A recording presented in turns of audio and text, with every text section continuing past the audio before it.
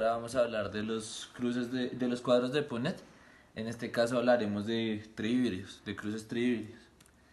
Eh, para hablar de esto tenemos que hablar sobre las tres leyes de Mendel, que es el principio uniforme de heterocigotos de la primera generación filial, que a lo que se basa es que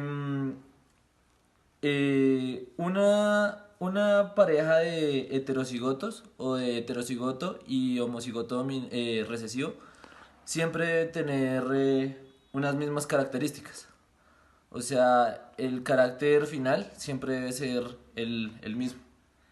La segunda ley de segregación de caracteres tiene que ver con la segunda generación, o sea que siempre van a haber cambios dependiendo los caracteres de los aleros. Y la tercera ley es independencia de caracteres, que dice que no tiene que ver no tiene, son totalmente independientes los alelos, dependiendo así sea de la primera, segunda o tercera generación. Aquí empezamos a ver cómo se haría un cruce trihíbrido. Entonces, hay diferentes formas de hacerlo, pero una de ellas es haciendo varios cruces monohíbridos. Entonces, ¿cómo se hace? Aquí se puede ver, entonces, se cogen los alelos A y se hace el cruce monohíbrido con los alelos. Entonces, depende del resultado de los alelos, nos daría un cuarto de heterocigoto por dos cuartos de heterocigoto y un cuarto de homocigoto recesivo. Dependiendo de esto, vamos a sacar el cálculo final.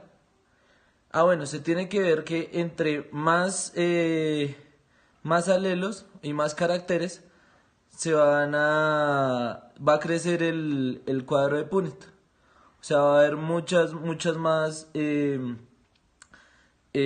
caracteres finales. Entonces eso mismo se va a hacer con B y eso mismo también se va a hacer con C. Cada uno va a tener diferentes pues resultados. Aquí se puede ver. Entonces aquí se puede ver que tenemos un heterocigoto dominante y un homocigoto recesivo. Aquí podemos ver también lo mismo con el homocigoto recesivo. Entonces, ¿ahora qué se hace? Nos vamos a guiar por los A's, o sea, los primeros, y vamos a sacar el primer A, el heterocigoto dominante, el heterocigoto y el homocigoto recesivo. ¿Qué vamos a hacer después? Lo que vamos a hacer es, lo vamos a sumar con estos dos y los vamos a poner cada uno en su línea. ¿Para qué? Para después poner el C. Si el C hubieran salido dos variaciones, este estuviera dividido.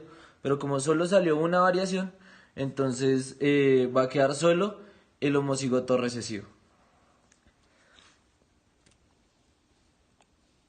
Ahora lo que vamos a hacer es multiplicar un cuarto por dos cuartos por cuatro cuartos. Después de haber multiplicado un cuarto por dos cuartos por cuatro cuartos, entonces nos va a dar este resultado. Y este resultado es el que nos tendría que haber dado haciendo el cuadro de Punnett, tanto así como monohíbridos, tanto haciéndolo de una como un trihíbrido. Nos tendría que dar 64 caracteres diferentes. Entonces aquí podemos ver el total y 8 por 64. Aquí se hace lo mismo que hicimos aquí. 2 cuartos por 2 cuartos por 4 cuartos da 16/64. Y aquí lo mismo, un cuarto por 2 cuartos por 4 cuartos nos da 8/64. Esa sería una forma de hacer un cuadro de Punnett de forma trihíbrida. La otra forma es ya hacerlo completo. Entonces se cogen los diferentes caracteres, como se ve acá. Entonces se va cogiendo A mayúscula más B mayúscula más C mayúscula y así sucesivamente hasta tener todas las secuencias.